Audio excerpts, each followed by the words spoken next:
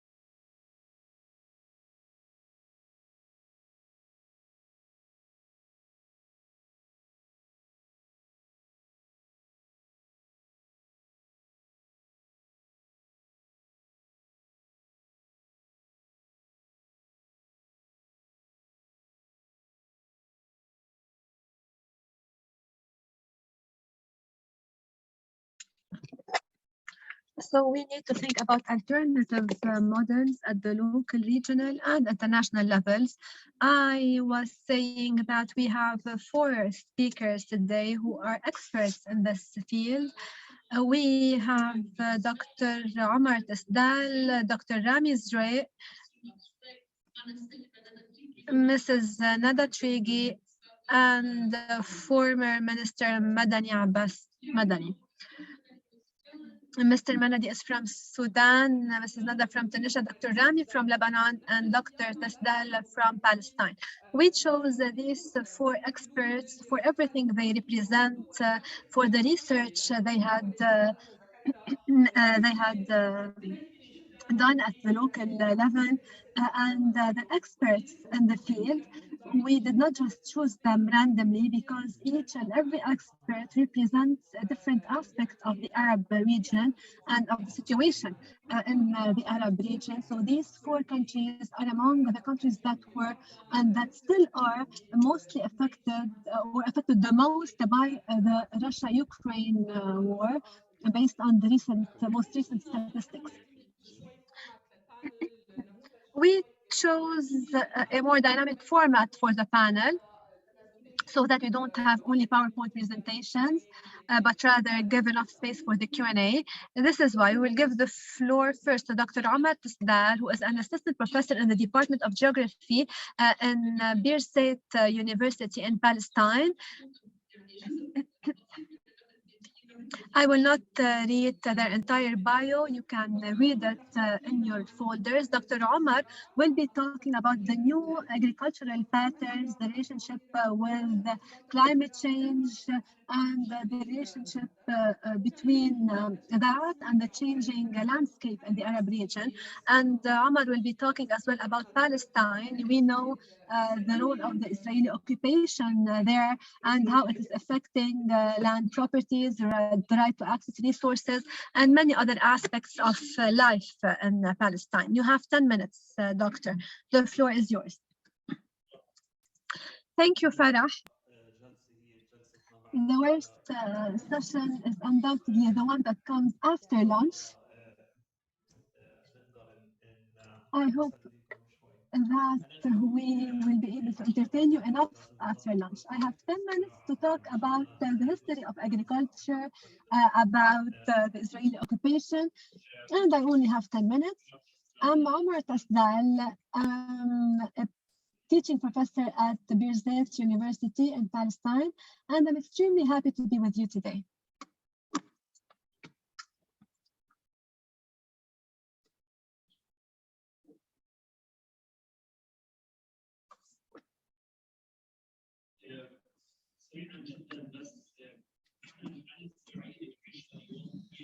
Our agricultural situation today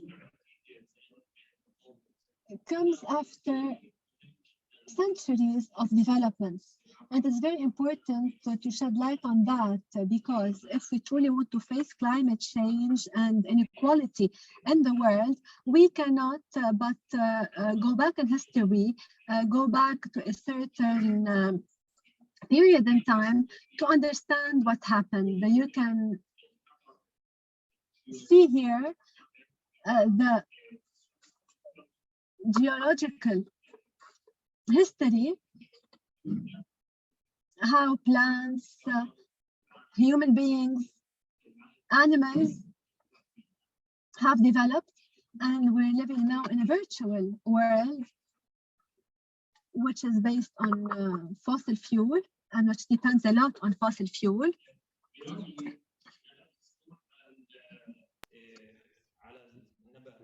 It is very important to talk about plants, the vegetation.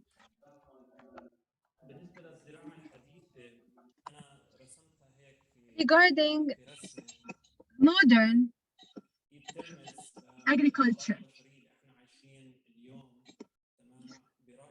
this is, in my opinion, the picture that represents best human development.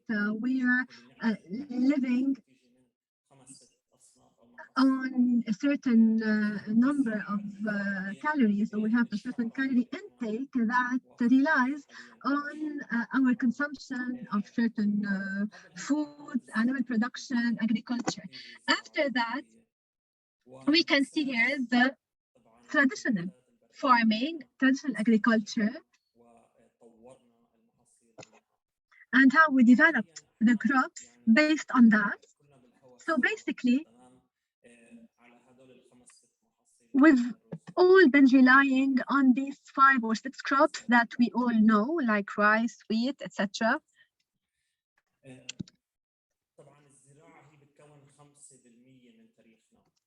Of course, agriculture is about 5%. Is about 5% of our history. احنا 95% من تاريخ البشر مش زراعة، اعتماد على الأصناف البرية.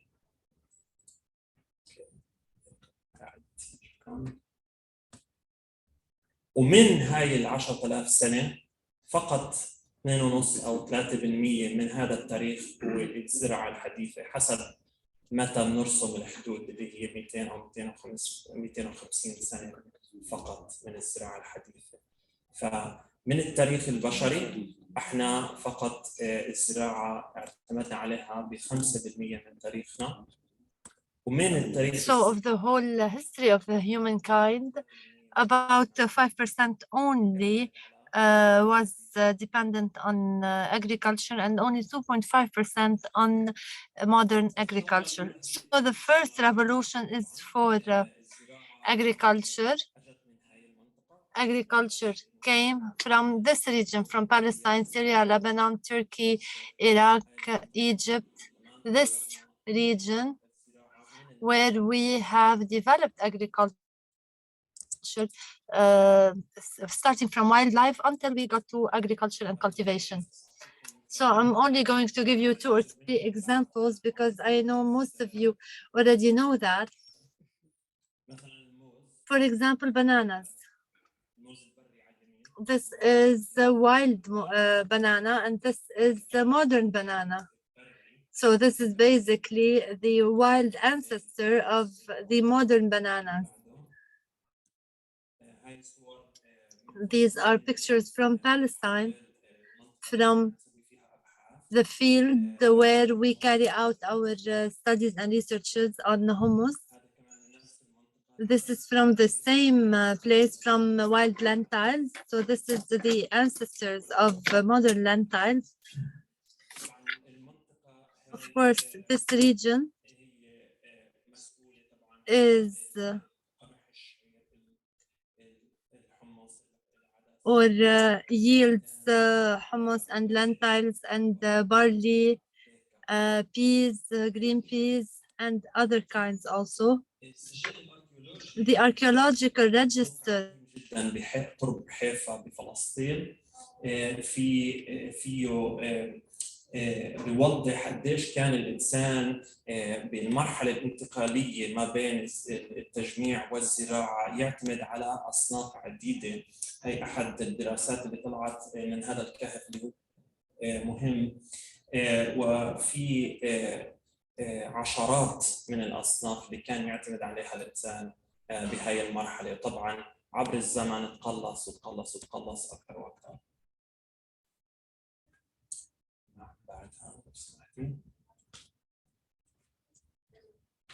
صورة للمنطقة اللي احنا بنسوي فيها أبحاث. لازم أذكر هون الطاقم، الأبحاث تبعونا مبنية على طاقم كبير من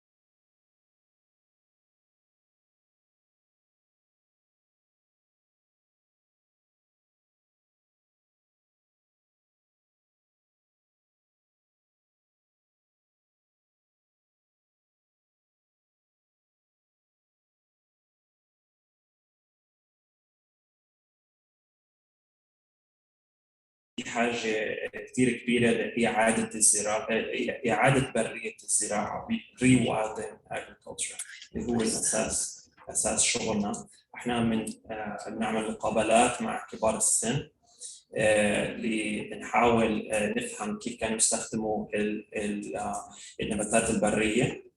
هذا شق. الشق الآخر هو تجميع البذور نفسهم من الأصناف البرية اللي احنا بيتم الحفاظ عليها ببنوك بذور وبمجموعات خاصة فينا.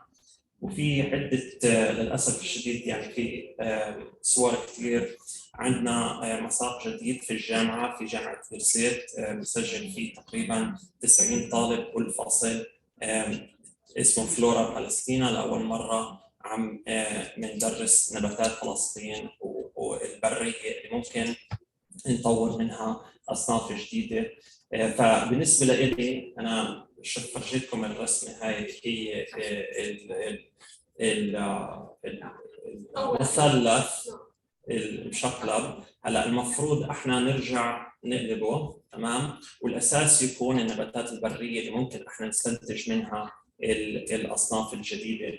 للاسف الشديد في كثير اشياء ثانيه ممكن احكيها، بس الهدف الاساسي هون هو انه اعاده البريه للزراعه هي ممكن توفر للبشر طريقه لمواجهه أزمة تغير المناخ. فإحنا شغلنا مبني على ذلك. بس بدي أذكر شغلتين. عندنا موقعين جداد، موقع جديد جدا لأول دليل باللغة العربية والإنجليزية مع الأسماء العلمية للنباتات الفلسطينية وللمنطقة، اسمه باراري BARARI.org.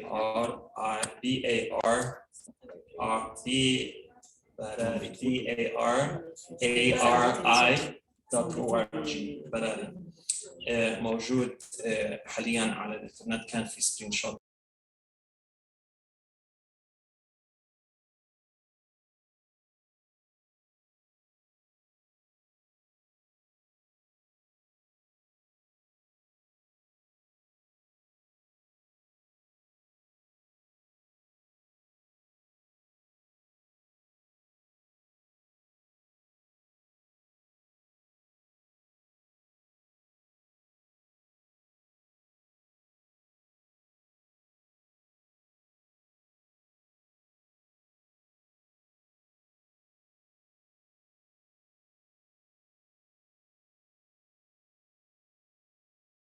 شكرا على التزامك بالوقت. 10 دقائق على القد بالرغم من المشاكل التقنيه، مع السماح. دكتور، ما رح انا اعقب على مداخلتك ولا اختصرها نظرا لضيق الوقت، بس بدي اذكر انه لفتني كثير الموضوع اللي حضرتك تطرقت له المتعلق بمنهجيه البحث اللي عم تتبعوها، واللي ممكن هذا الشيء نتطرق له لاحقا خلال المؤتمر وتحديدا خلال اليوم الثالث. بدنا ننتقل هلا للمتحدثه الثانيه معنا، وهي السيده ندى تريغي، وهي خبيره اقتصاديه سياسيه تونسيه. To move to Mrs. Trigui, which is part of the Tunisian Observatory of Economy. So she is going to, Mrs. Nada is going to talk us about, to tell us about the economic aspects of agriculture and how to fight them and resist them. I have a special request, Mrs. Nada, which is to tell us more about the Tunisian situation, which is very special. It's a special case because we have many agreements and many comprehensive trading and agreements, and also Tunisia is witnessing a double crisis, which is first of all a political crisis that started a year ago, and another financial or currency related crisis, which is similar to the Lebanese crisis, and but nobody is talking about it. So please, could you please cover the Tunisian case? Yes, Farah. We don't have presentation or what? Yes, we can provide that, because if you're not sure, I can bring my notes anyway. Thank you very much for gathering us today in this conference, because I have learned many things from all the interveners, and it is really amazing to see the common points in the conflicts and in the ways to reform them. Just like you said, Farah. So the main topic is or my topic is entitled towards a just agricultural transition and food sovereignty in North Africa. So I've started my presentation based on what Farah has provided to me as information. First of all, the question are what are the sustainable alternatives of the current food systems? What will be required in order to transition from food security to food sovereignty? How can we rethink our food politics, and what can we learn from the marginalized initiatives at the local level? So, first of all, what does it mean to say sustainable alternatives? For whom is it sustainable? How is it sustainable? Right now, sustainability is leading to a sustainability of a food system, food regime, and agricultural system that preserves the monetary balances to a certain extent. And up until right before the Russian-Ukrainian conflict. But what is the new sustainability we are talking about? So there is this definition that you need to examine. And when we're talking about solutions, how could we provide this organic agricultural organic agriculture sustainability? But is sustainability in itself a solution for the erosion of or degradation of the soil? And how should we fight that? The next question is, what is it required in order to transform or to shift from food security to food sovereignty?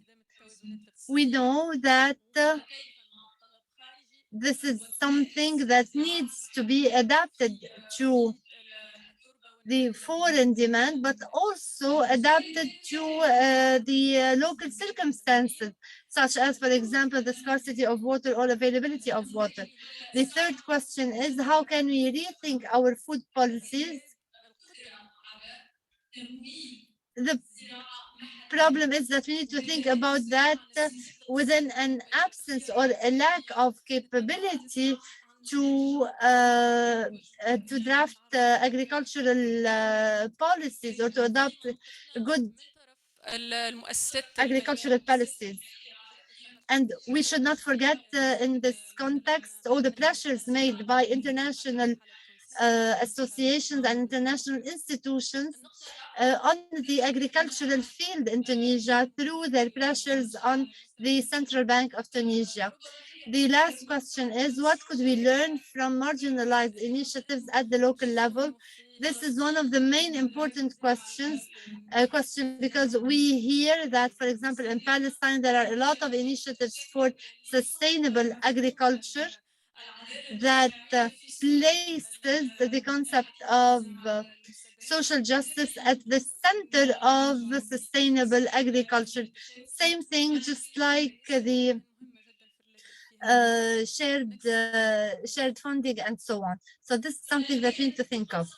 I have 5 observations, 5 main observations, and 5 main shifts that we need to take into consideration when we think about just agricultural transition. First of all, there is an inflation that is caused by imports, especially because of the rise in the cost of consumption products and agricultural inputs. For example, we have a lot of need here in the region for crops, for example, but the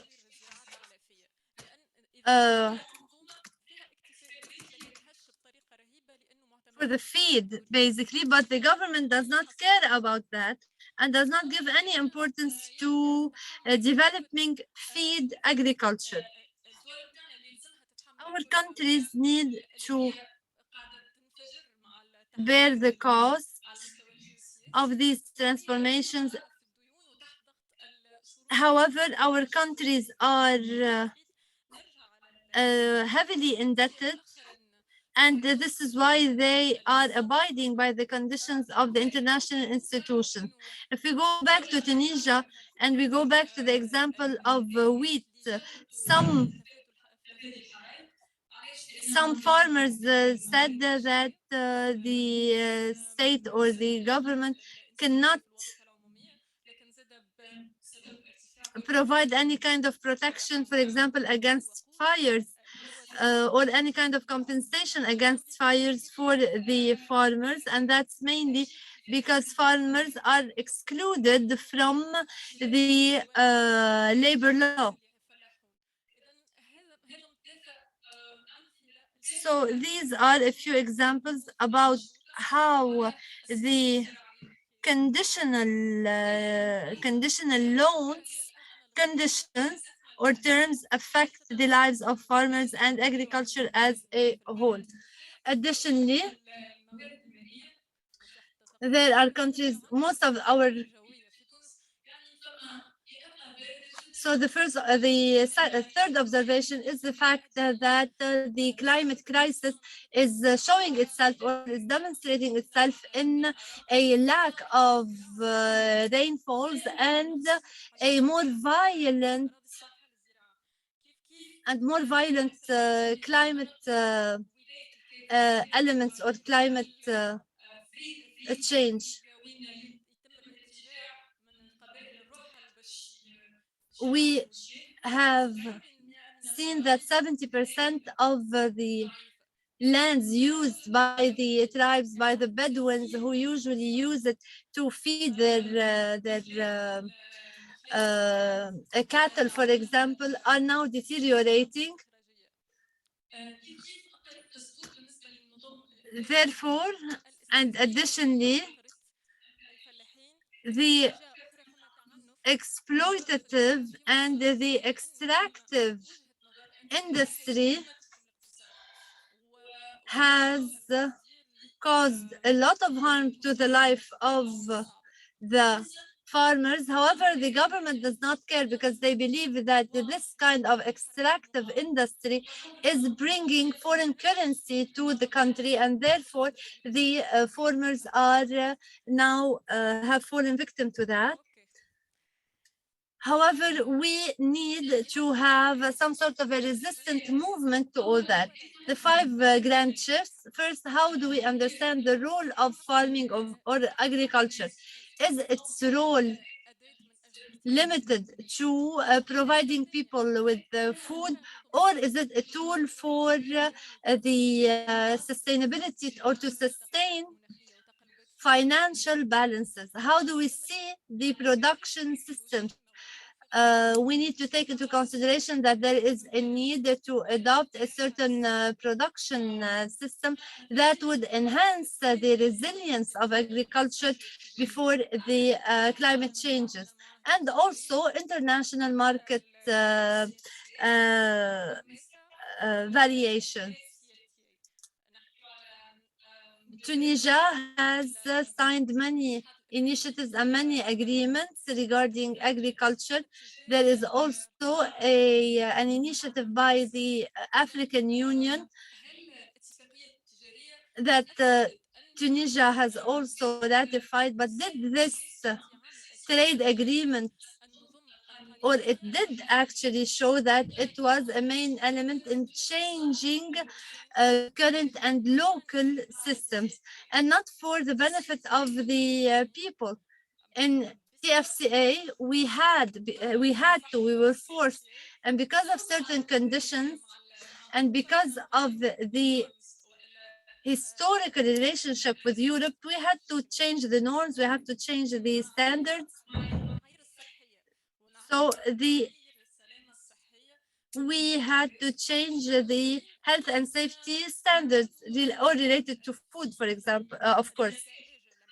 So we had at the end to adopt European standards.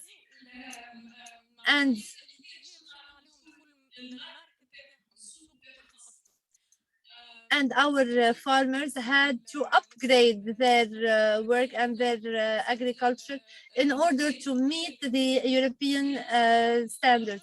Also, there is a very important idea, which is the intellectual property of seeds. And this is something that we've been talking about in Africa, because there is a need for the original farmers to have control over their seeds. However, the fact that all the African countries have this kind of submissive attitude towards the European standards, we find ourselves unable to have our own regimes to conserve the seeds. Fourth, there is a need for the countries to admit and to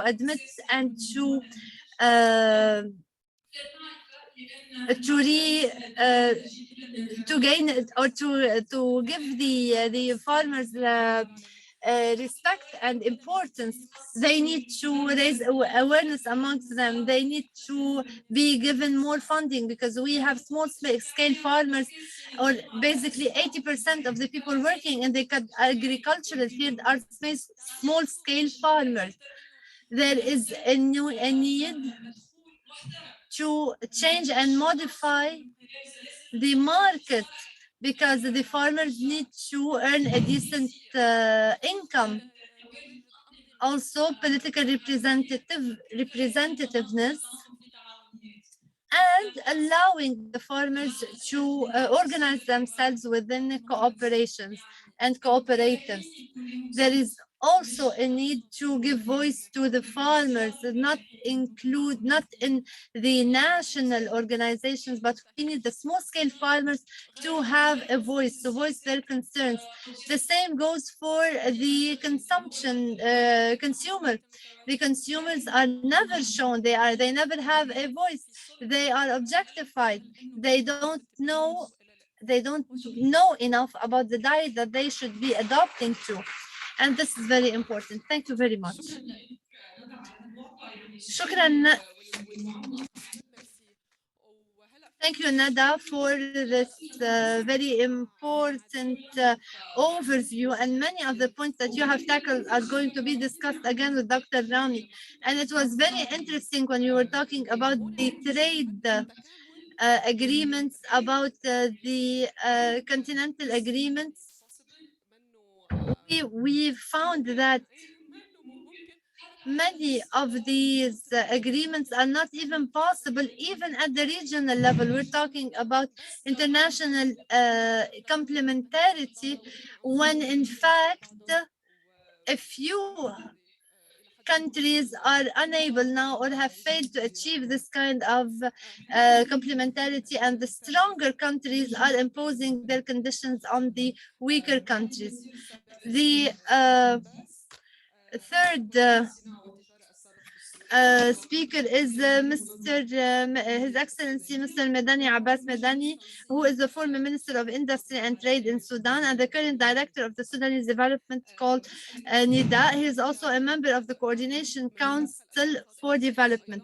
When we're talking about sovereignty, food sovereignty, we can tackle it also from the political side.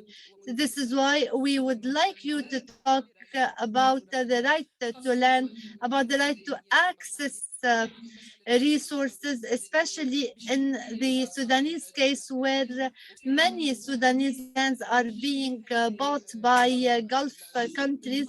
And we also have the issue of the Nile, which is the blood and vein of Sudan.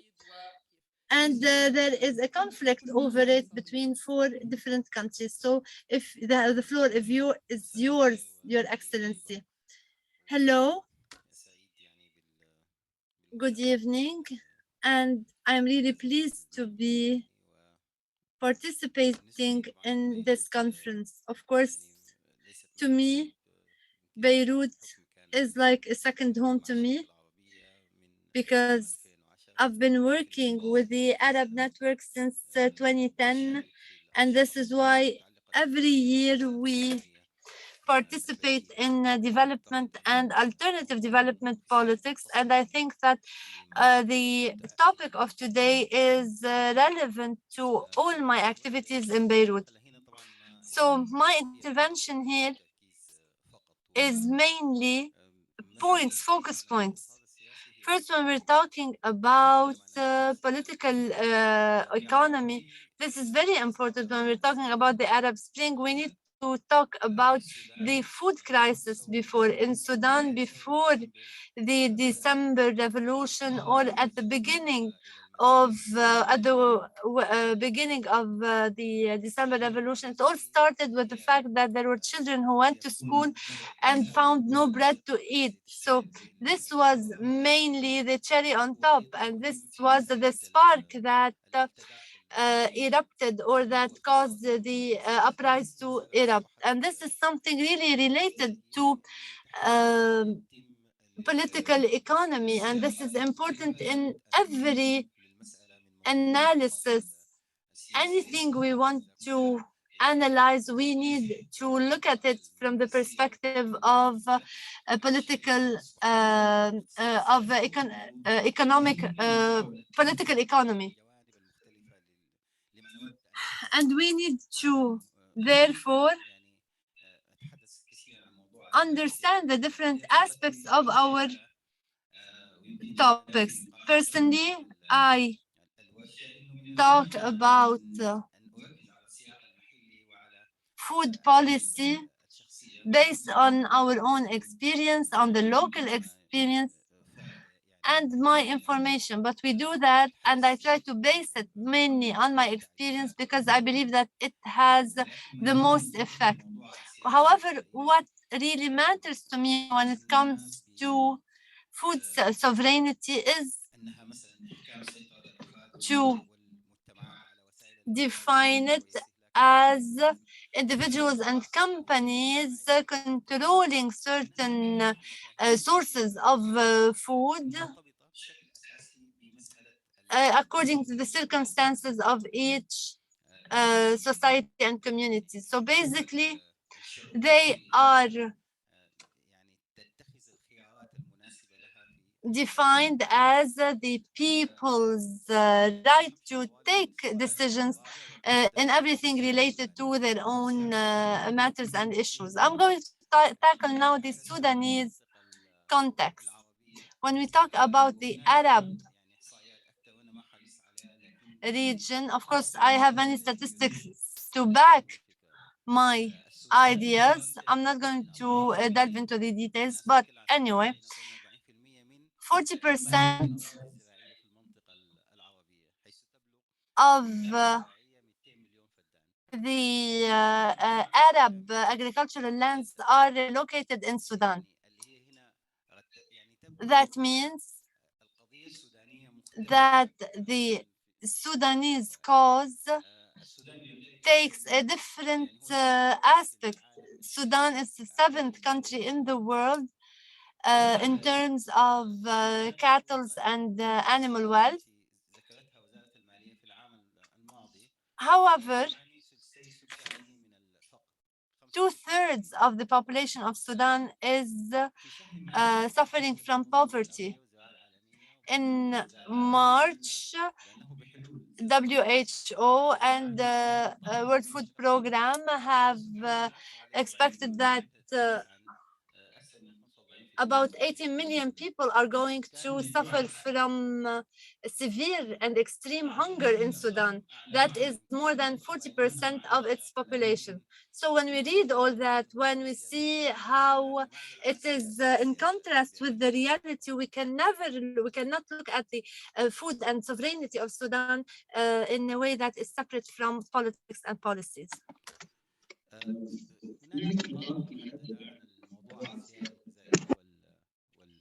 There are different points related to food sovereignty. Sudan, exactly like many other Arab countries, mainly countries that have witnessed colonialism, has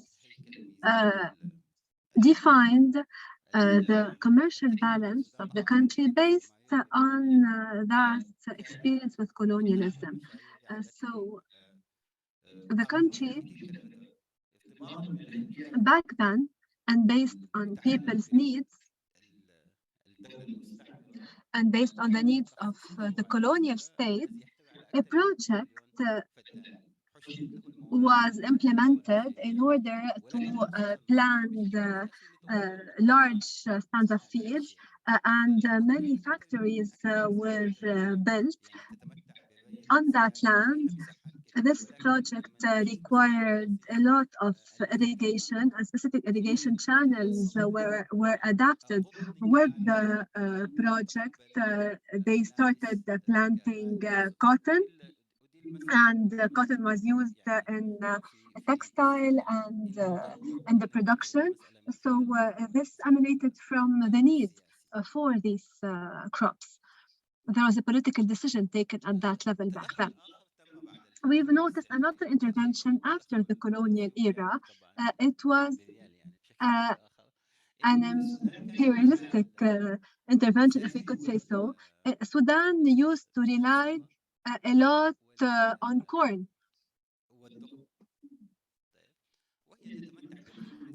And this has an added value.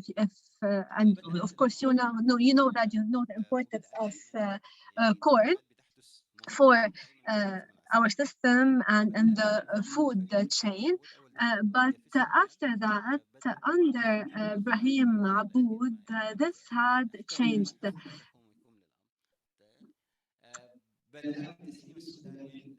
So Sudan had received a wheat donation, and this is how wheat replaced corn, and wheat became the superfood in the country, if we could say so. After that, Sudan tried to produce wheat.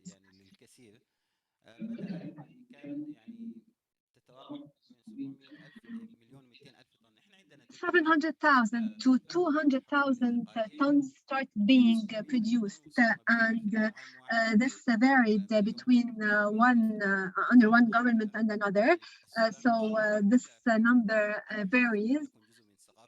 But Sudan started producing wheat, although this wasn't part of its traditional agriculture. Sudan was self-sufficient in this regard. But after that, we had another subsidy that was granted, and we received from the US as well another wheat assistance.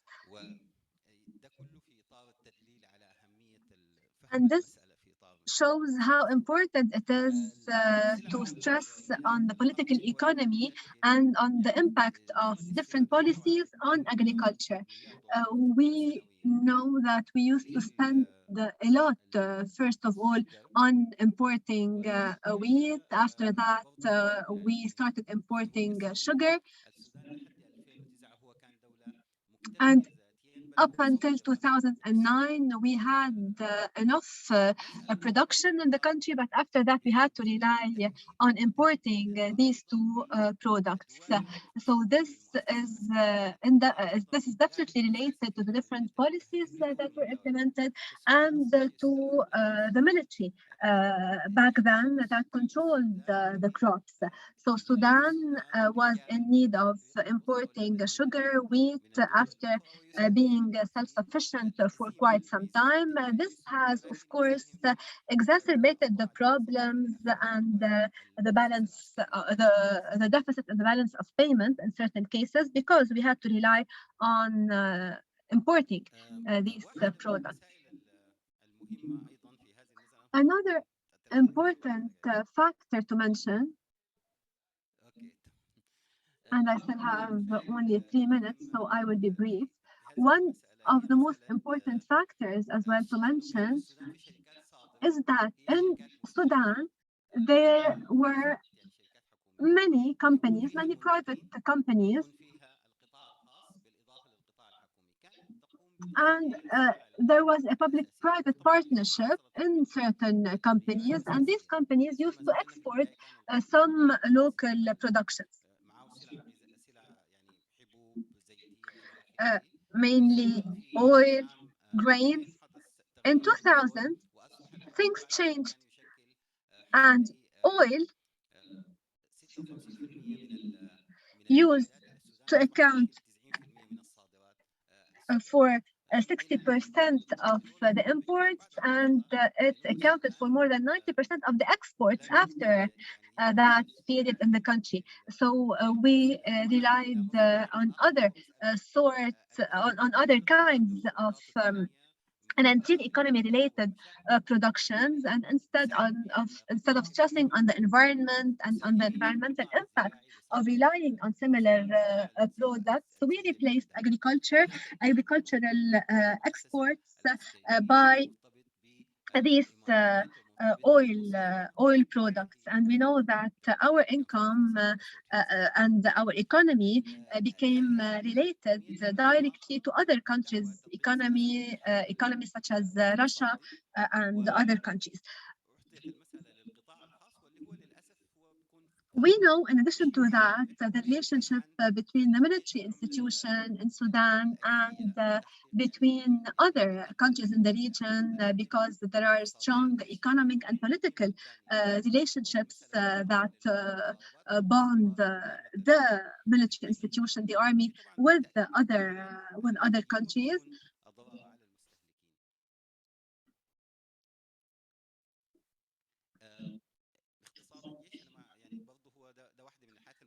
I will not delve into the details of the army-related economy,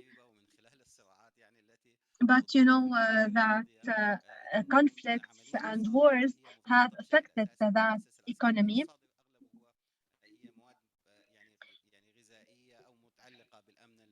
We had to import and export in certain cases grains, meat, and this trade, as I said, was a trade governed by the relationship between the army and other countries such as the UAE and others. Land grabbing. Many lands were grabbed in Sudan by other countries such as the UAE, KSA, Kuwait, Jordan, etc. And contracts, of course, were signed, 30 to 90-year contracts. The regime of Omar Bashir had to recover and to relaunch the economy, and this is why it relied on that trade. One last point, so the way forward. It is quite difficult to talk about food sovereignty in the country currently. I don't think that we can talk about food sovereignty without talking about a democratic process, a new democratic process, because food sovereignty is linked to the democratic regime. It is very important as well for the state to play its role in regulating the imports and the exports. If we were to truly talk about sovereignty, it is very important as well to regain the role of the private companies and the public-private partnerships. It is very important, in addition to that, to secure financing opportunities for small-scale producers. It is important as well to regain the rights of the local communities, have strong advocacy campaigns in the civil society and among civil society organizations. There should be more awareness raising as well about food sovereignty. We should be able to support the small scale producers. We should stress a lot on agricultural research and we should base our decisions mainly related to development on the outcomes of these researches. Thank you.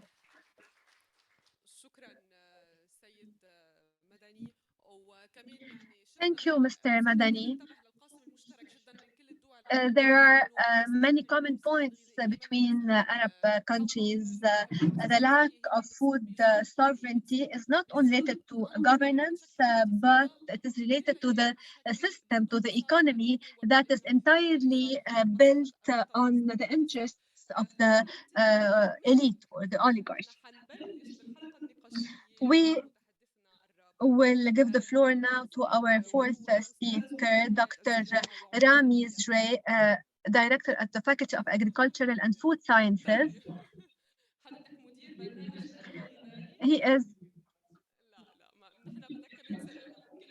the head of at the AUB. He's the director at the Faculty of Agricultural and Food Sciences at the AUB. He works as well as a member of the steering committee of the high-level panel of experts on food security and nutrition of the Committee of the World Food Security, and a commissioner on the EAT Lancet Commission on Sustainable Diets from Sustainable Food Systems. Mr. Zurayk will have comments, of course, on the previous papers, and you will be talking as well on the new concepts. Dr. Rami told us that while talking about the food sovereignty, about the different approaches and dimensions, we might be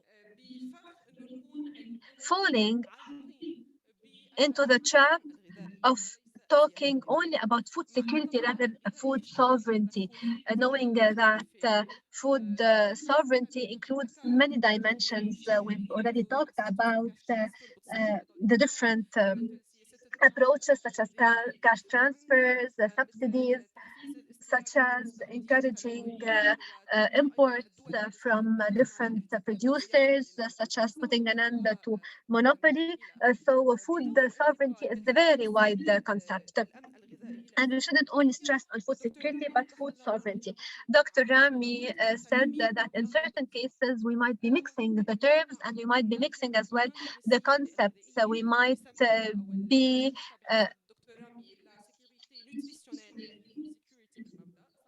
we could be wrong and we might not be understanding the right concepts between food security and food sovereignty, and nutritional security or food security.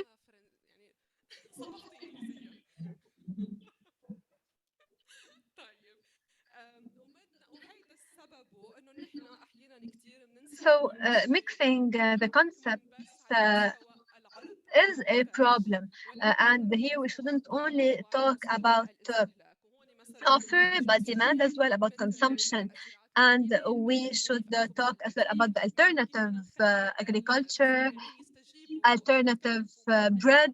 How can farmers cope with the changing demands and offers? So the floor is yours, Dr. Rami. Thank you, Farah. You said almost everything that I wanted to say, but anyway, I'm extremely happy to be with you. I have learned a lot from the three speakers. Sharing knowledge and experience is always mind-opening. I was asked to talk about food sovereignty today. And I will not talk here about different concepts or terms. I think that in some African countries, we call it food sovereignty. In other Arab countries, sovereignty on food. Anyway, there might be different terms used in Arabic. But anyway, I will use the term food sovereignty. What about food sovereignty? What is food sovereignty? We haven't defined that the concept. We talked about it without defining it, without introducing it. Let me go back to the International Farmers Road. I guess that your network, Ali, is involved in that. I am a member of the Arab Network for Food Sovereignty based in Beirut and involving many organizations, many farmers, and many other entities from North Africa and the Middle East. But let me, before that, introduce food sovereignty. So, La Via Campesina talks about the rights of people. So we're talking here about a right. This is a rights-based approach. The right to healthy food, to culturally adapted foods through and producing these kinds of foods through different ways.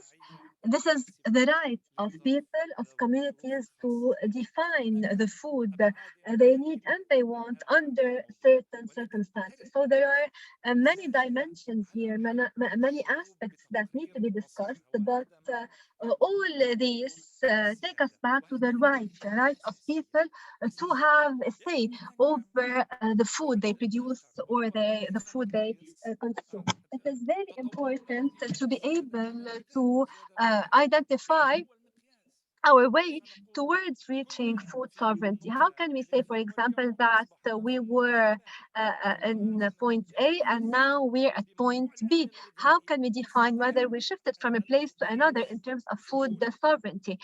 When we take into account that definition, we can easily measure that. We can say, for example, there were 150 million Arab individuals, and now there are 100 million Arab individuals, let's say, suffering from food insecurity or lacking food security at all. So this is how we might be able to measure that food sovereignty. What does that mean? This means lower calorie consumptions, or this might be related, for example, to diseases that are directly associated with the diet that's followed by individuals. In the Arab region, we have the highest levels of people suffering from obesity and from food consumption related diseases. So even if food is available, there is a problem related to the overconsumption of food or the lack thereof. So there are many diseases related to consuming excessive quantities of food or less food than we should in order to preserve our health. So how can we measure food sovereignty? I've been talking about food sovereignty for the past 25 years. Maybe because I'm the oldest in the room.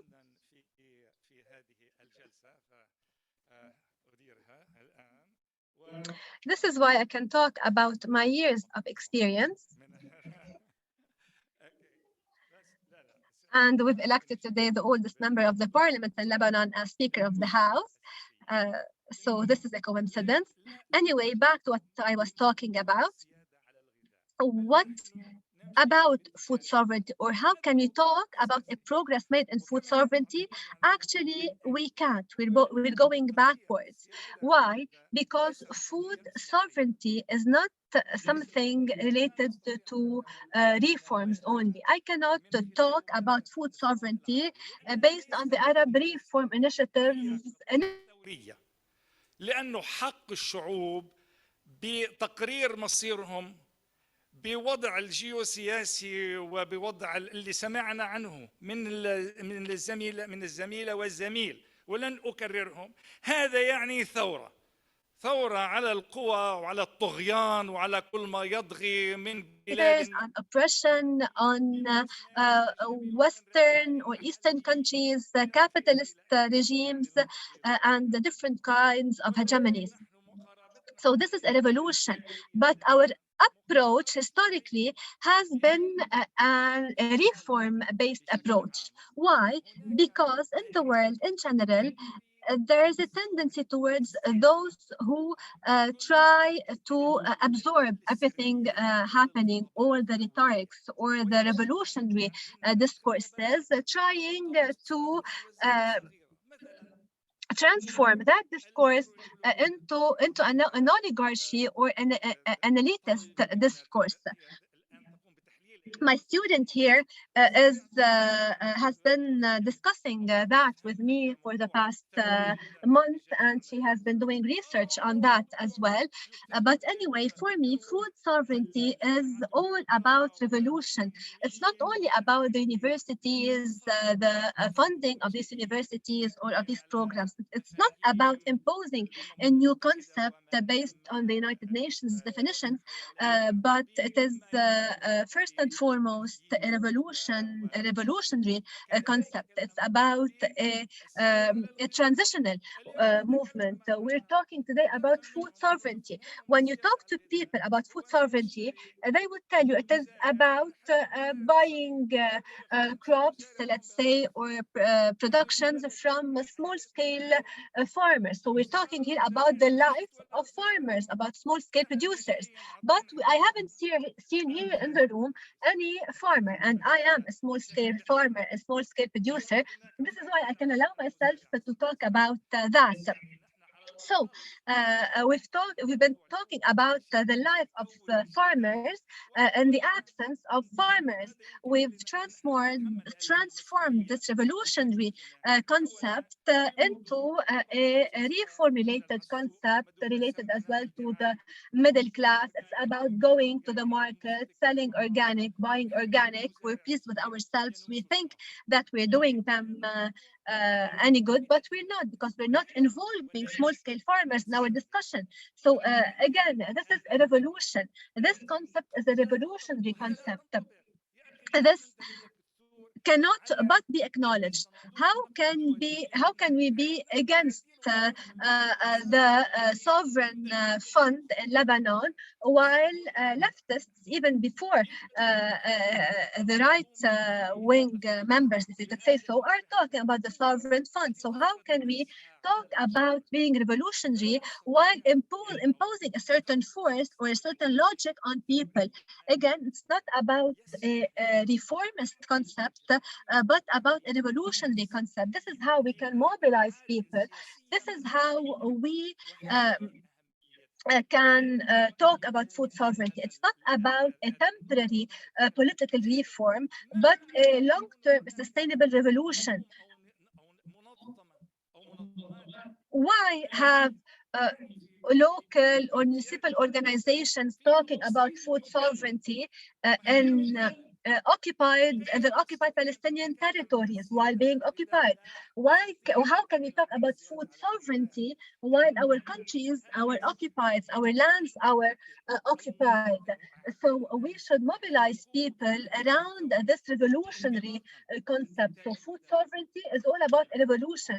It is about producing our own food, being self-sufficient before being completely free of any external ties. Thank you. Thank you, Dr. Rami. I had some questions that I wanted to raise. As agreed, I wanted to have an interaction between you and the speakers before giving the floor to the participants. But since we don't have much time, I'd rather give the floor to participants for them to ask questions before giving you the floor to answer.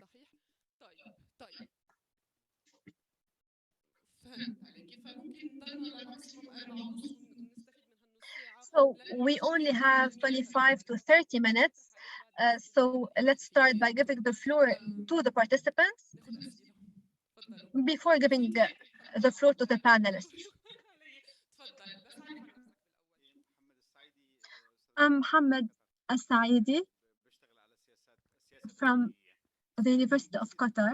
I have a question regarding water and water security. How can we include this discourse about food sovereignty in the discourse about water security and self-sufficiency? In the water sector,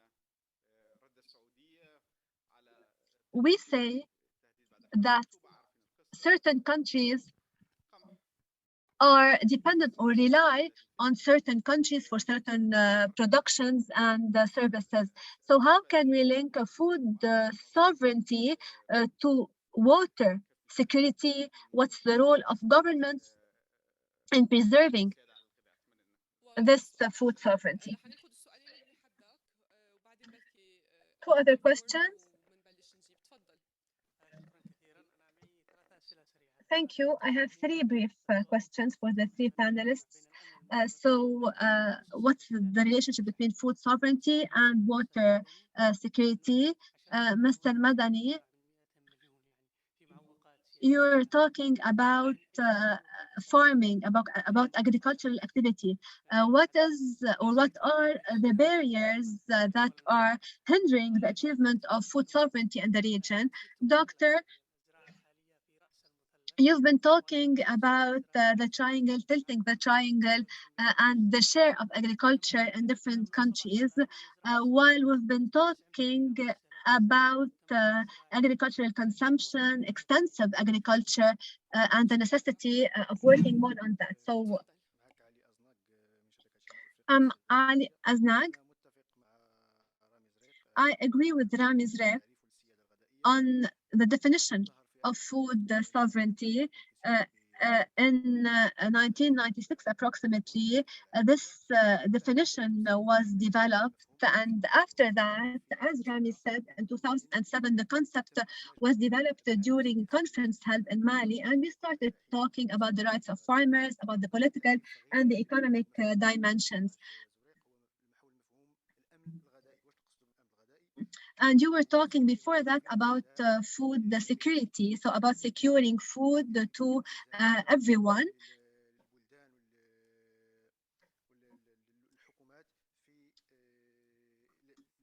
And governments should play a role in local productions and encouraging certain productions, adopting certain policies, rather than only relying on imports and exports.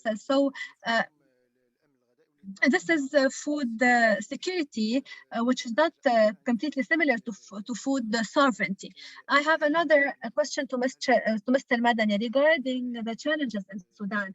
And facing all these challenges, do you have farmers, organizations that are active in this field? Are there trade unions or other activism models in the country?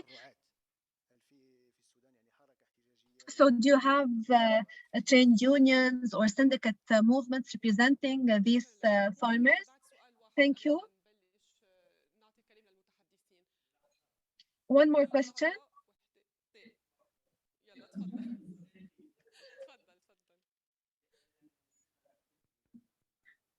We're sorry, we can't hear the participant because he's not using the microphone.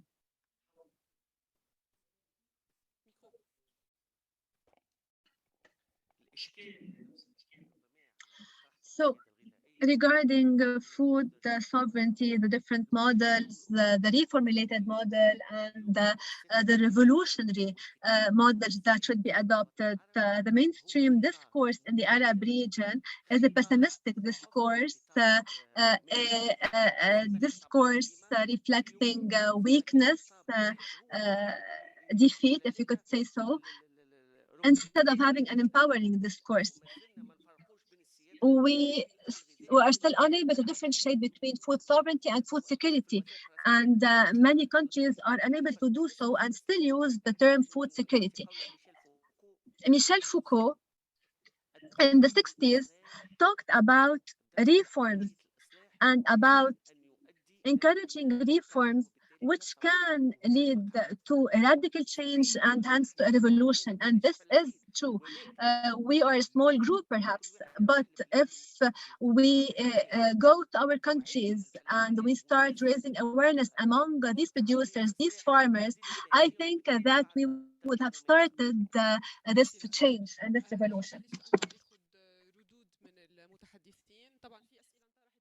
Thank you very much. I'm going to open the floor for the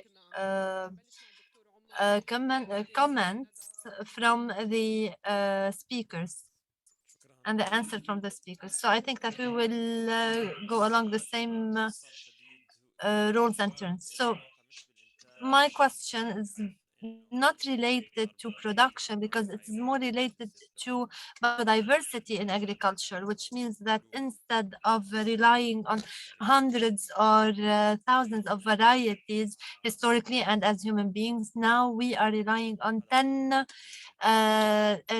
different kinds of kinds, and this is very dangerous because it's very fragile. Thank you.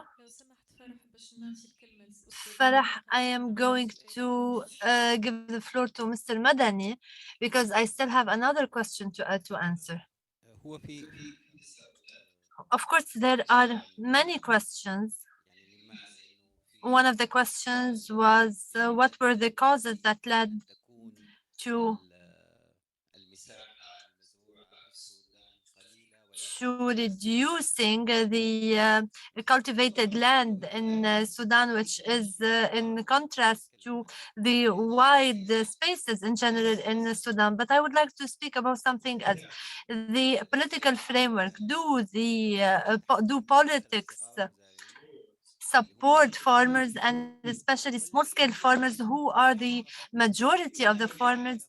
And isn't this injustice has led them to look for other options to generate income, either through looking for gold, and this is something very dangerous, or through joining the militias, because this option, which is agriculture, does not yield the required or aspired income.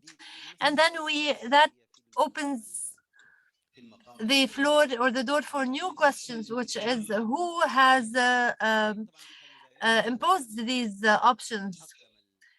As for the Farmers Union, this is one of the oldest unions in Sudan, and it's even older than the colonialism. And it was really affected by grand-scale agricultural projects, like, for example, the Al Jazeera project. So that has led to the union reshaping itself and reorganizing itself. There was even rumors, or we heard the people saying that the transitional government managed to support them. However, the Al Jazeera Farmers Union was the main driver of the mobilization. The shepherds in Sudan do not have the same approach, and they are more related to the Bedouin traditions and aspects of Sudan, even though they have they are sponsored now by military powers, and they are able to move around and to cross the borders and so on, even though they have started as small shepherds. So They don't have that unionist history. There are many organizations that are trying to support them because there were attempts to create institutions and organizations to speak on behalf of the shepherds. But in Sudan, it is well known that even small-scale shepherds or the small shepherds, they all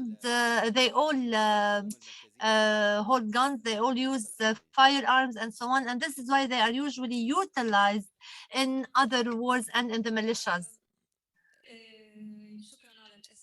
Thank you so much for the questions. I want to go back to the idea of the relationship between food sovereignty and water sovereignty.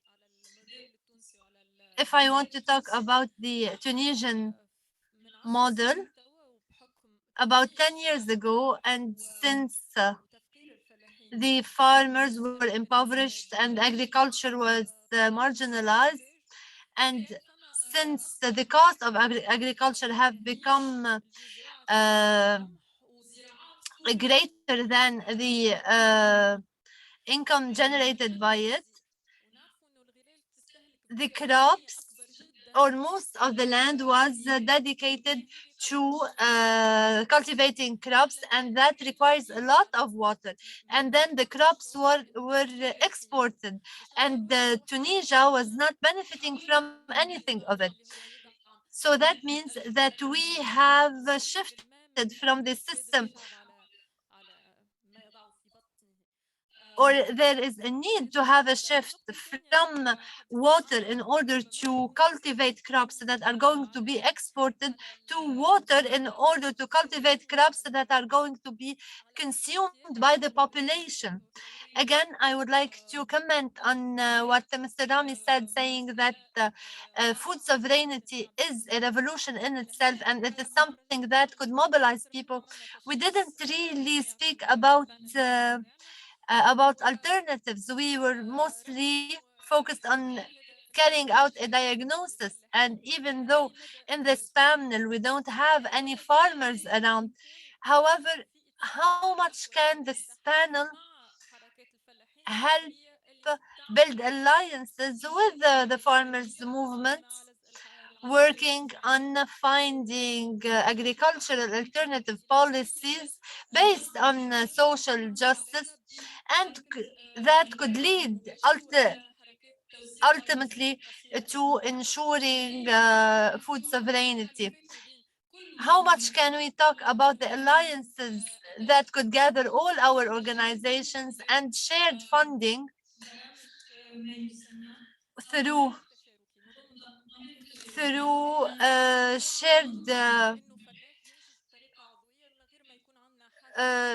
shared security,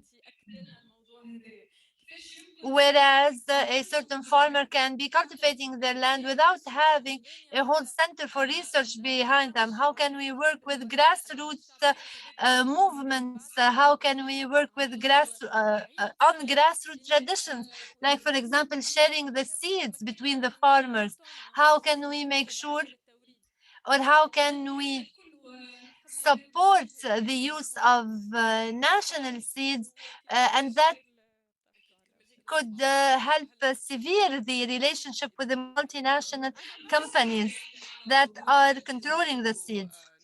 Mr. Rami, Dr. Rami, you have a lot of questions to answer now, but I wanted to answer something.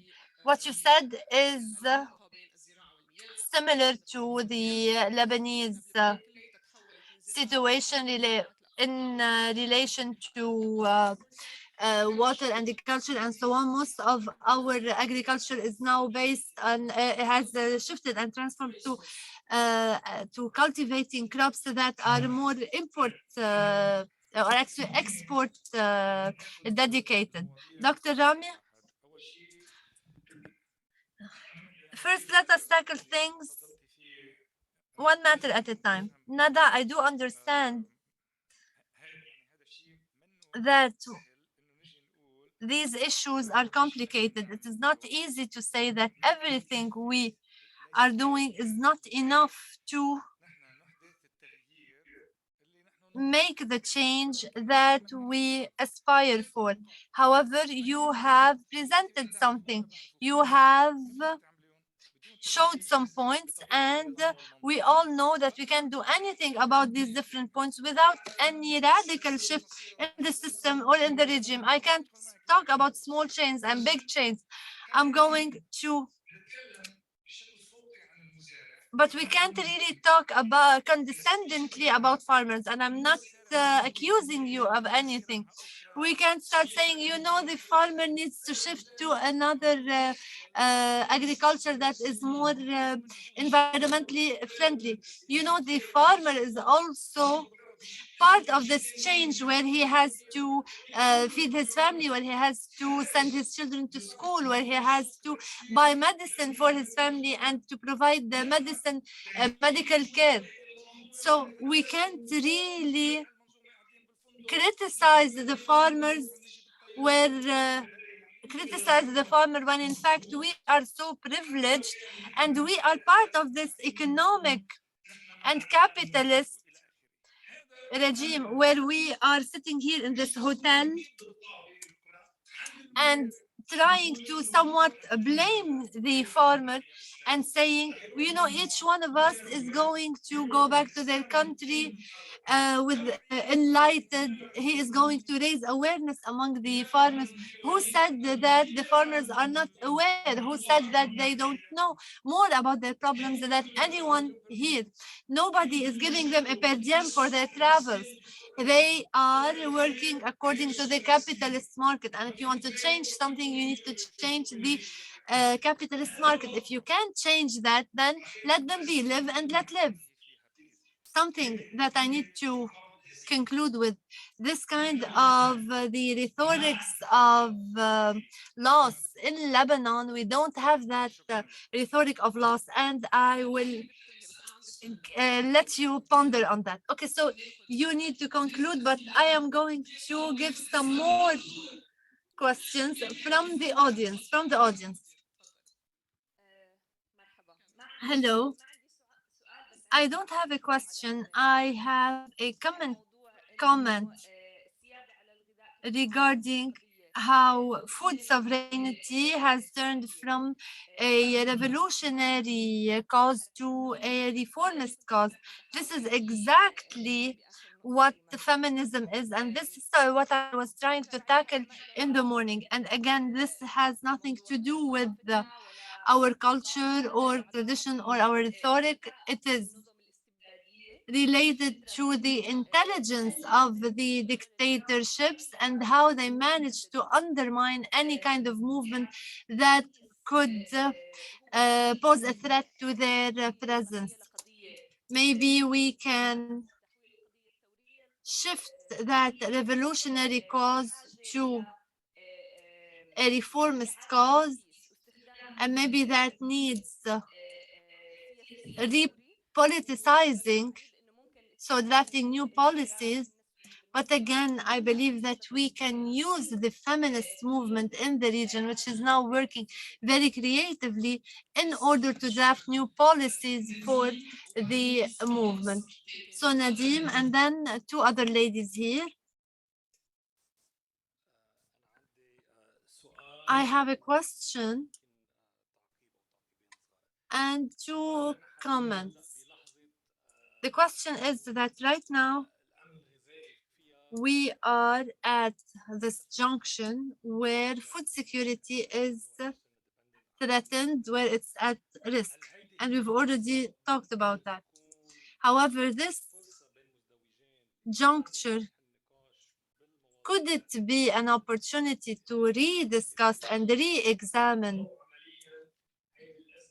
the causes related to food security and food sovereignty, or does it close the door in front of it?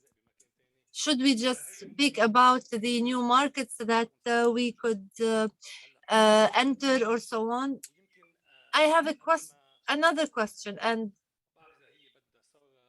I don't know if that requires an uprising or not, but it is obvious that the Arab countries that emerged after independence have failed in drafting food sovereignty policies. And there I am raising a question. The narrative and the role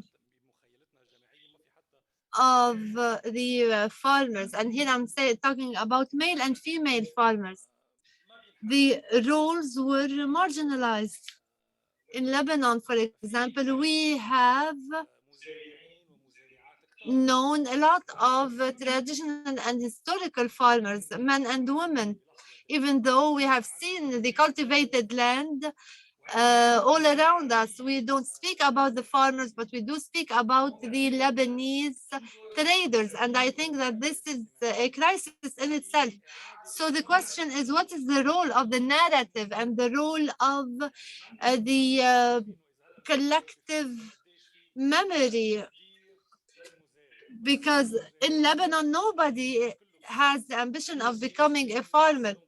No, and unlike in France, for example, where there is a lot of respect for the farmers, because in France, for example, you can't become president if you don't visit the farmers and you don't take a picture with the cow and so on. And this is a question for Rami, and I'm being here a bit provocative. Where is the social movement of the farmers? They are shying away from the lights. They did not propose themselves in the public space. When you don't hear someone screaming, when you don't hear the voice of someone, he is automatically excluded from the social movements. The question is, why was their voice muffled? By whom? Is it the government or the authorities? But the question is, in comparison with the different protest movements in other places around the world, we notice that in the Arab world, there is a few and rare protests related to the agricultural world. And this is my question. Why is this form of movement and protest absent? We had questions here by women. Okay.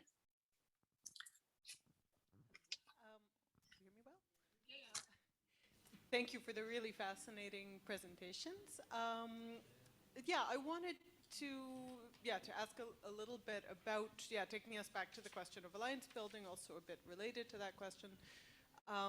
But we spoke, this morning about just transition as a way to kind of overcome apparent differences of interest between different groups, so between environmental justice and labor, for example.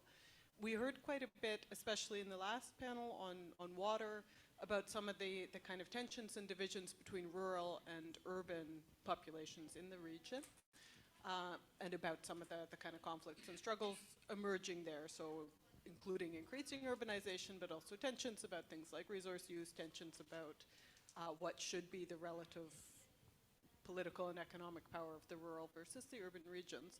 And I wondered if the panel had any reflections to offer on food sovereignty and its role as a possible concept for building alliances across those divides, or if you see very other significant divides that it can help to bridge across. That would also be very interesting. Yeah, thank you so much for your question. حأعطيكم الكلام. حبلش هالمرة بالعكس، حبلش مع الدكتور رامي. تفضل. Thank you. أنا رح أجاوب صديقي هون. Answer, my friend here. Maybe this may not be very relevant to the other audience here because it's purely Lebanese, but each country has its own specificities. In Lebanon, all the movements, all the political movements, all of them, except those that are related to labor and union and so on, they are all carried out through the denomination, through the confession, not through the speciality of the labor. You can see the farmers, and you say that we can't hear the voice of the agriculturers or the farmers, but this is wrong. You always hear their voice. However, you always hear them or look at them from a confessional perspective. Why? Because this is a confessional cause, because in Lebanon, we were convinced that it is the confessional leader who represents the grievances of his denomination. And even though in Lebanon we have more than 190,000 farmers in Lebanon, only 12% of them live solely on farming and on agriculture, which makes it really difficult to organize them in a movement, because whether you have one cow, you are a farmer, or you have 100 cows, you are a farmer. So again, this is a confessional representation. We have, of course, a labor union and so on. However, the weight of it, the force of it, I'm not going to give examples. I'm not going to give names because that will be very boring. So if you look at them, if you look at it that way, you do hear the grievances of the apple farmers or the grievances of the tobacco farmers or so on, but you only hear it with a confessional ear. However, this is different according to the countries. This is the Lebanese case. Okay, so we have another question. We are going to take. Okay, so I'm going to give the floor again to the speaker. Yes, but I also had a question. If the economic and political regime was based on the fossil fuel lately, I believe that the alternative for the economic, social, and political change must be accompanied for a with a change in the sources of energy, which is a change in this regime that is based on fossil fuel everywhere, not only here. So the question is, are we preparing or paving the way for a political, economic, and social infrastructure that would be ready to face the consequences of the fall of this current regime? The question is what are going to be these economic, social, and political structure? And when we ask that, I would rather to merge that question with a more material question or physical question, which means what will be the source of the soil, of the water, of the seeds that we need, or the origin of these, in order to build a new agricultural structure and regime.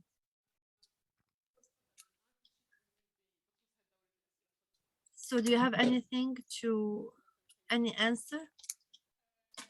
This round of questions?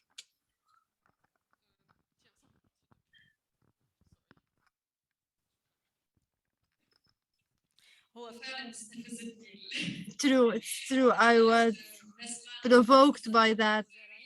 When you said we can't hear the voice of the agriculture, of the farmers. No, it is true. We hear their voice all the time. And in Tunisia, the forms of the movements of the farmers did not take an agricultural form all the time, even though the uprising of 2010 and 2011 held the slogans, and the slogans were chanted. They have sold the territories, and they have starved the population. Afterwards, the circumstances changed, and the networks more connected to political and civil rights took up most of the space. of the social justice demands. And the Constitution of 2014 has not even mentioned the right to food, even though it did mention the right to water. What in Tunisia, for example, and in an exclusively Tunisian context, we always feel that there is some sort of an animosity between the rural areas and the urban areas, and the relationship between the rural areas and the urban areas was was exclusively based on security. And this is what we see mainly when it comes to the light shed, for example, on the cattle owners and chicken owners and so on. The farmers who went to protest, they were faced with a tear gas. So they are really looked down on. This kind of class discrimination has made the access to the right platforms impossible to the farmers.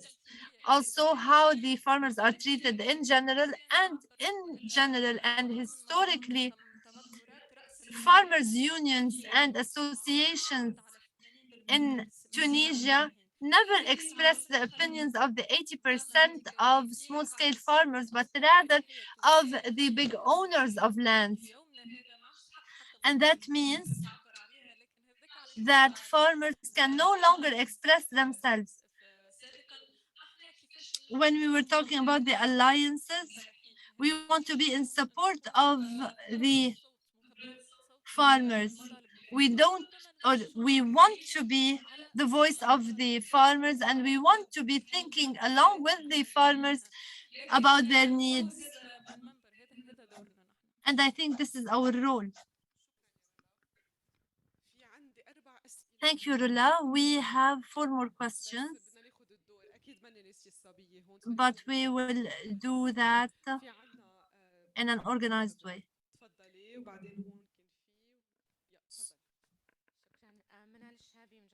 Mona Shabi from Oxford University. My question reflects my economic background. In the Arab world, we have the Economic Development Organization, which was focusing more on shifting the aspects of the people from a rural population to urban population, and to urbanize the rural areas. So how can we think about food security and food sovereignty if we don't have enough labor force in these fields? Because if we look at the labor market, we will find that the number of registered farmers is decreasing over the years. And also in the Arab world, we have the smallest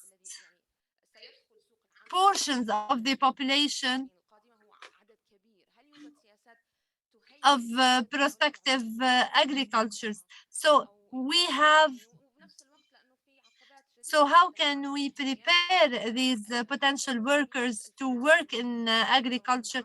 And how can we encourage more people to be working in the agriculture?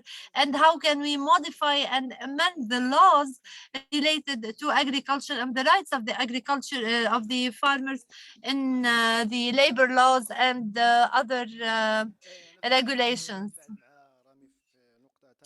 I wanted to respond to Rami about the need to be a farmer in order to speak on behalf of the farmers. I think it's not 100% on spot, because it is true that we are not farmers, but we adopt their point of view and we are working for their interests. In Morocco, for example, we have farmers that were working in Sousse for years and years, and nobody heard about them. They were working for 12 hours a day for foreign companies in inhuman circumstances. And when did we start hear about their daily struggles and about their daily suffering? We heard about that when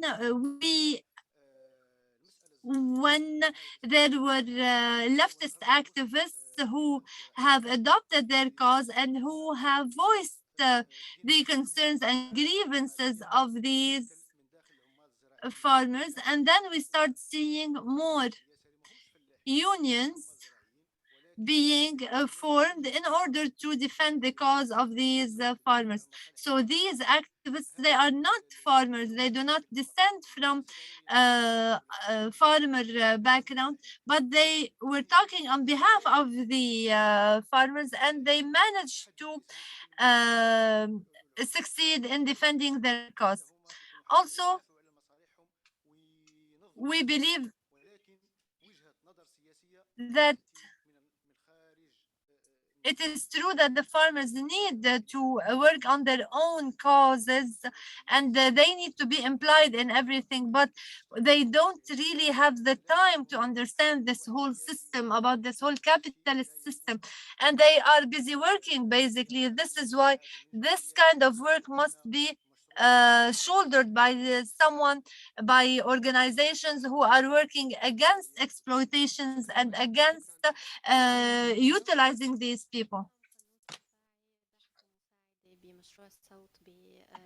I'm Mariham Qanut Rifai from the Arab Reform Initiative. In addition to what Dr. Rami said, to what Nadim said, there is a stereotype that we have, a class-related, a colonial stereotype related to farmers, whether small-scale farmers or larger farmers, needs to be reviewed. We should review our attitudes, how we view these people. We should try and disintegrate that lens through which we see these persons. I would have liked to hear as well about the gender related aspect. I felt that we were talking more about men farmers rather than women farmers, knowing that even in the legal framework, we have discrimination, gender discrimination in terms of labor, inheritance, in terms of equal revenues. So this is, of course, a burden on the shoulders of women added to the domestic chores that they have to assume. So I would have loved to listen to your viewpoint about the gender aspect. You are right, especially that women are managing their households, and they're working in farming. The two last questions. It's not a question, but rather a comment.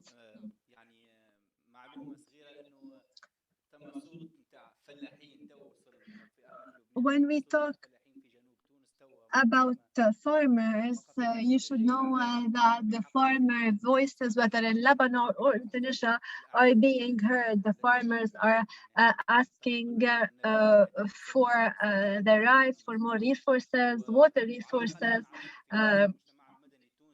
And in Tunisia, we have been working with many local community members, with farmers, with grassroots organizations that work with farmers.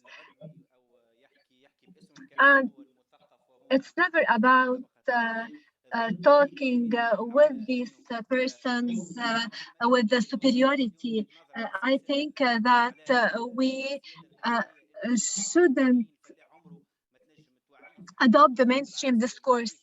It's not about raising awareness among farmers by the elite, because farmers are the ones that can raise awareness among us regarding their needs and their wants.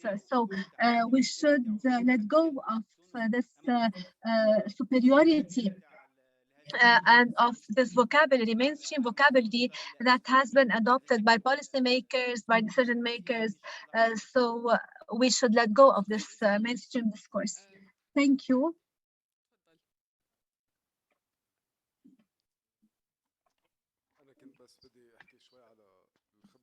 I wanted to talk about the Iraqi experience. When we went to the marshlands, the society there, the community is a tribal society.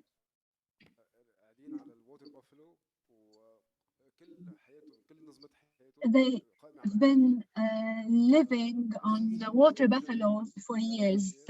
Half of them are members of militias or recruits now, or working in different factories in the region. We're suggesting alternatives in order for them to better organize their lives. And we've been talking about the role of women inside these households. Women used to produce work in the land. So we need to revive that discourse. This stresses or sheds light on food sovereignty, on preserving local resources. So when we talk about farmers, it's not about only those who cultivate the land. It's about those preserving their lands, preserving their crops, their productions, rather than following consumerist patterns. We've been occupied, and Palestine is occupied. We're occupied by the capitalist ideology. We are inclined to sell our lands. We don't know where our water comes from. This is not water for me. This is bottled water that doesn't have any nutritional value. So we should rethink all the concepts that we've been acquiring. Thank you. This was the last round of questions. Many questions were rather comments and observations. So I will give the floor now to each speaker, each panelist for your last concluding remarks. You have 1 to 2 minutes tops.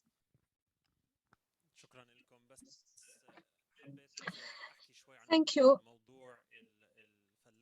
Regarding farmers, in Birzeit University, 70% of my students come from rural areas. Their fathers and grandfathers, parents and grandparents were farmers, and many do not know perhaps a lot about farming, but through critical thinking and critical teaching, and I'm linking my answer to the question that was raised regarding education, we can, through critical education and critical thinking, rebuild the ties between this generation and the older generations. And it is important for you to know that we always, for example, work with our students on doing interviews, field work, interviews with the elderly, gathering the different crops names. We have an archive, a database for these crops, and this database is open to everyone. It is open. It is an open source, and we've developed the Barari website based on that. So these students worked on that database. This relationship between the land and the human beings was threatened by the occupation and by the situation in Palestine in general. But I hope that thanks to our efforts, we'll be able to rebuild this relationship. And when I go back on Monday, we will have an open day at the university, and we'll be celebrating with the students all the knowledge that was gathered, A major part of the problem is that we are trying to produce knowledge for them, but things should be the other way. They should be able to produce, students should be able to produce knowledge on their lands, on the regions, on the different issues in the Arab world.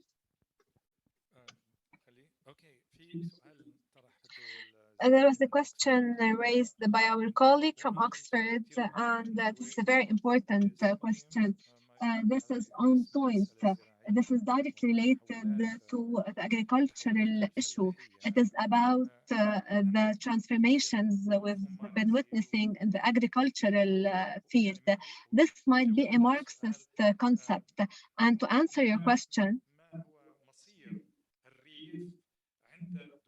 what will happen to rural areas after the capitalist invasion, if we could say so? I think that this will lead to more labor force, more work, more capital, more production, and more investments. And we will see people moving from rural areas to urban areas. We would witness that exodus. And this exodus has resulted from the patterns and used in rural areas, and the fact that many Arab regimes after colonialism adopted the same production patterns that were imposed by colonial states and regimes. And this is very important. Many ignore that reality. In North Africa and the Middle Eastern countries, we have liberated our countries, freed our countries from colonialism, but we are readopting the same patterns that were adopted before under the colonial regime. So we fell in the same trap and we fell in the same problem. However, they had more resources to absorb that additional labor force because of the different industries that were developed and the different factories that were built because or thanks to the money that was stolen because of the colonial state. So this is how the vicious circle goes. And now, if we look back at history and if we look back at who the leaders were, the leaders that were leading the liberation movements, they all came from France. So they were inclined towards the same ideologies, towards the same concepts. They came back to their countries and they had copied and pasted these same systems, these same patterns in their countries. We might have liberated the land, but we haven't liberated our thoughts. We haven't developed new patterns of managing resources, managing the economy based on a new concept that is the fruit of our land, our people, our nation. We copied the patterns from Western countries, from colonial states. We should acknowledge that certain patterns were wrong. We need to rethink our social relationships, our agricultural patterns, while taking into account the historical ties, the cultures, the civilization, and we need to develop a work toolkit, if we could say so, that can help us truly become sovereign. All those who are gathered here in this room have a major role to play. We should start with ourselves. We cannot go forward if we do not let go of our consumers' patterns. We consume food, we consume different kinds of resources. So we should start with ourselves. Before telling others what to do, we should adopt new patterns, new diets based, as the colleague just said, on our civilization, our culture. So, for example, Sudan shifted from producing corn to producing wheat, although wheat was not a cultural or something that was planted in ancient times in Sudan. So we should go back to our roots, go back to the rights of peoples in general, and we should know how people can express themselves. Are we talking about a minority expressing a right or a majority expressing a right? Up until now, we still have a minority talking about that right. So we should become a majority, and we should start with ourselves, and we should change this paradigm. Again, start with changing our consumption patterns, mainly food consumption patterns inside our home, our households.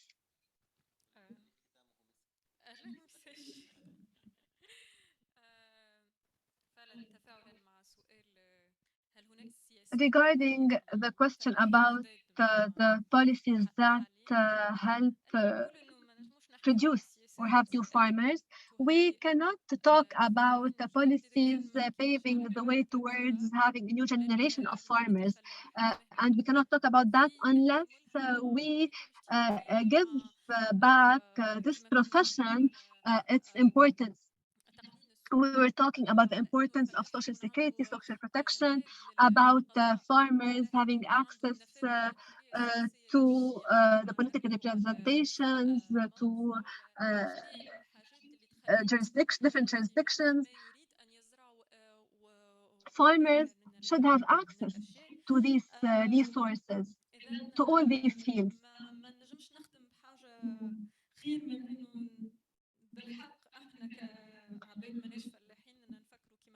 We should, as the Dr. Rami said, think about our consumption patterns, and this is what can help us become closer to the farmers and help us understand how we can develop new partnerships with the farmers. So start with ourselves, rethink our consumption patterns, our livelihoods, our diets, and we can be the alternative market for farmers. In the same framework, it is very important to stress on the impact in the Sudanese context of people who had left farming because of conflicts. In fact, in Sudan, we have many wealthy regions, and the wealthiest regions are the ones that have witnessed conflicts. These regions are rich in their biodiversity and in their resources. So conflicts played a major role in shifting the patterns in these regions.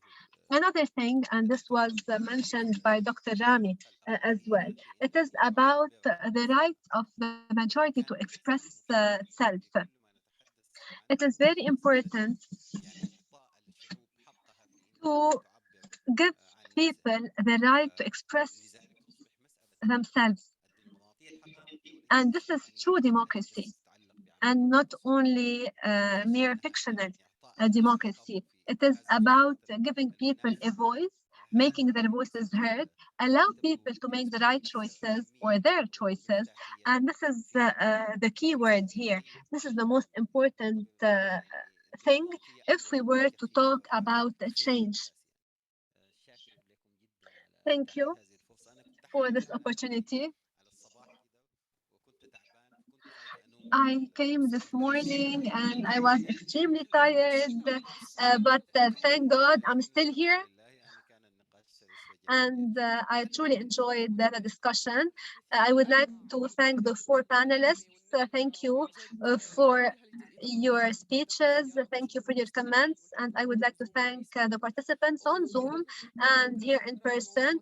You will talk tomorrow about the relationship between food sovereignty and energy sovereignty.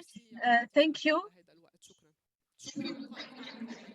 And thank you for the organizers.